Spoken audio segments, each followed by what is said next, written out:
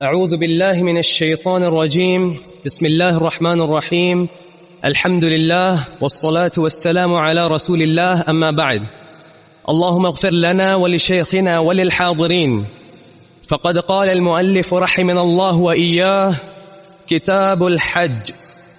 عن عائشة رضي الله عنها قالت: حججنا مع النبي صلى الله عليه وسلم فأفضنا يوم النحر، فحاضت صفية، فأراد النبي صلى الله عليه وسلم منها ما يريد الرجل من أهله، فقلت: يا رسول الله إنها حائض.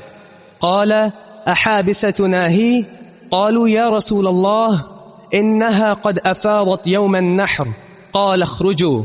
وفي لفظ قال النبي صلى الله عليه وسلم: عقرى حلقى أطافت يوم النحر؟ قيل: نعم. قال: فانفري. احسنت، بارك الله فيك. الحمد لله والصلاة والسلام على رسول الله وبعد. ام المؤمنین سیدہ عائشہ صدیقہ رضی اللہ تعالی عنہ کی روایت سے ہے، اور اس کا تعلق حج کے ایک اہم مسئلے سے ہے، اور یہ مسئلہ خواتین سے متعلق ہے۔ سیدہ عائشہ صدیقہ فرماتی ہیں: حججنا مع النبی صلی اللہ علیہ وسلم، ہم نے نبی صلی اللہ علیہ وسلم کے ساتھ حج کیا۔ فافضنا یوم النحر، یوم النحر یعنی 10 ذو الحج، اس کو قربانی کا دن کہا جاتا ہے، حالانکہ اس میں اور بھی اعمال انجام دیے جاتے ہیں، لیکن قربانی ایک بڑی افضل عبادت ہے، اس لیے اس دن کو یوم النحر کا نام دیا گیا۔ یوم النحر کو ہم نے طواف افاضہ کیا۔ طواف افاضہ یا طواف زیارت، جو کہ حج کا طواف ہے، اور یہ حج کا رکن ہے، اس کے بغیر حج قابل قبول نہیں ہوگا۔ فحاضت صفیۃ، طواف افاضہ کر لینے کے بعد صفیہ ام المؤمنین رضی اللہ عنہا کو ماہواری شروع ہو گئی، ان کے ناپاکی کے ایام شروع ہو گئے، حیض۔ فاراد النبی صلی اللہ علیہ وسلم منها ما يريد الرجل من اہلہ، رسول اللہ صلی اللہ علیہ وسلم نے صفیہ کا قرب چاہا، ان سے خلوت کرنا چاہی، اور جو ایک شوہر اپنی بیوی سے تعلق قائم کرتا ہے وہ تعلق قائم کرنا چاہا، کیونکہ طواف افاضہ سے فارغ ہو چکے تھے، اور طواف افاضہ کے بعد بیوی شوہر کے لیے حلال ہو جاتی ہے، اور خلوت مباح اور جائز ہو جاتی ہے۔ فقلت، عائشہ فرماتی ہے کہ میں نے عرض کیا: یا رسول اللہ صلی اللہ علیہ وسلم، انہا حائض، کہ صفیہ اس وقت حائضہ ہیں اور ان کی ناپاکی کے ایام شروع ہو چکے ہیں۔ فقال، تو رسول اللہ صلی اللہ علیہ وسلم نے فرمایا: احابستنا ہی، کیا صفیہ ہمیں روکنے والی ہے، ہمیں روک دے گی؟ اس سے مراد یہ ہے کہ صفیہ طواف افاضہ کر چکی تھی، لیکن نبی علیہ السلام کو اس کا علم نہیں تھا، اور طواف وداع رخصت ہوتے ہوئے کرنا ضروری ہے، مرد کے لیے بھی عورت کے لیے بھی۔ تو آپ نے فرمایا کہ اس کا معنی یہ ہے کہ صفیہ ہمیں روکے گی، اور جب یہ پاک ہوگی تو پھر طواف وداع کر کے روانہ ہو سکے گی، تو تب تک ہمیں رکنا پڑے گا یہاں صفیہ کی خاطر۔ تو قالوا یا رسول اللہ صلی اللہ علیہ وسلم، لوگوں نے عرض کیا کہ یا رسول اللہ صلی اللہ علیہ وسلم، انہا قد افاضت یوم النحر، کہ صفیہ یوم النحر طواف افاضہ کر چکی ہیں، طواف افاضہ کر چکی ہیں۔ قال اخرجوا، تو فرمایا پھر روانہ ہو جاؤ۔ معنی یہ ہے کہ ایک خاتون اگر طواف افاضہ کر لے اور طواف وداع سے قبل اسے شرعی مجبوری لاحق ہو جائے، تو اس کا طواف افاضہ جو ہے وہ کافی رہے گا اور طواف وداع کرنے کی ضرورت نہیں ہے۔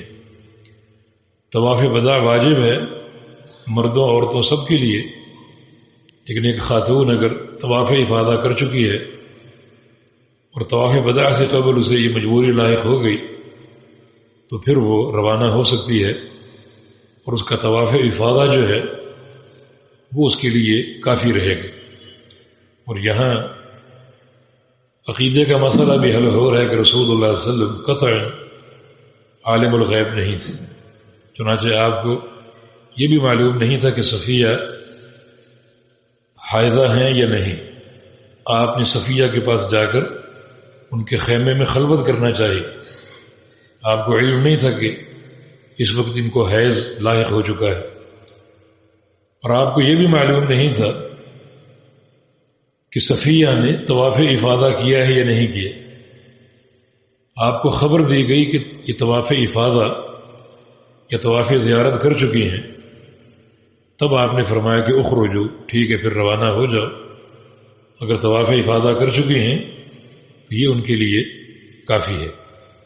وفی لفظ قال النبی صلی اللہ علیہ وسلم، اور ایک حدیث میں یہ الفاظ ہیں کہ رسول اللہ صلی اللہ علیہ وسلم نے جب یہ سنا کہ صفیہ کو حیض کا عذر لاحق ہو گیا ہے، فرمایا کہ اقرا حلقہ، یہ دو الفاظ ایسے ہیں جس میں معنی مقصود نہیں ہوتا، لیکن ایک ڈانٹ ڈپٹ کا ہلکا پھلکا انداز ہے۔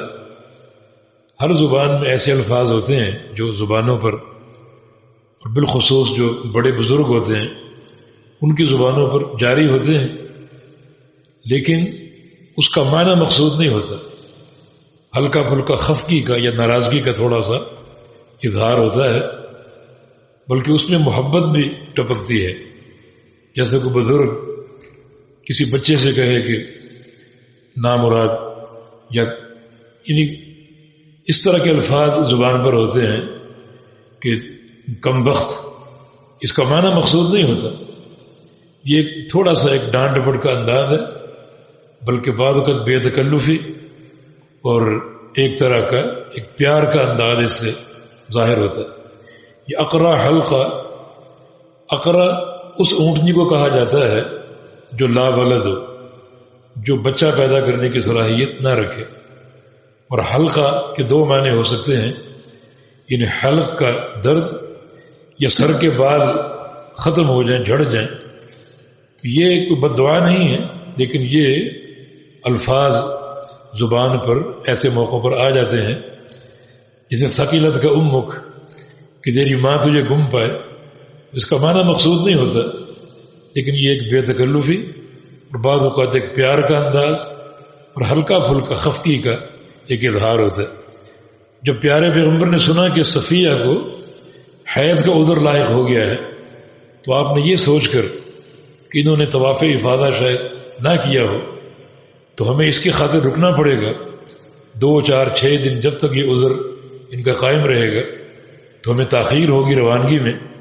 لیکن آپ نے پوچھا اطافت یوم النحر، کیا صفیہ نے یوم النحر 10 ذو الحج کو طواف کر لیا تھا، یعنی طواف زیارت؟ قیل نعم، بتایا گیا کہ جی ہاں طواف کر لیا تھا۔ تو فرمایا کہ فن فیری، پھر کوچ کر لو، روانہ ہو جاؤ، پھر تمہیں طواف وداع کرنے کی ضرورت نہیں۔ تو اس حدیث سے یہ ثابت ہوا کہ طواف وداع بھی حج کے واجبات میں سے ہے، اس کو کرنا ضروری ہے روانگی کے ساتھ متصل، لیکن وہ خاتون مستثنا ہے، اس کے لیے رخصت ہے جو طواف زیارت کر چکی ہو اور اسے اس کے بعد ناپاکی کا عذر جو ہے وہ لاحق ہو چکا۔ جی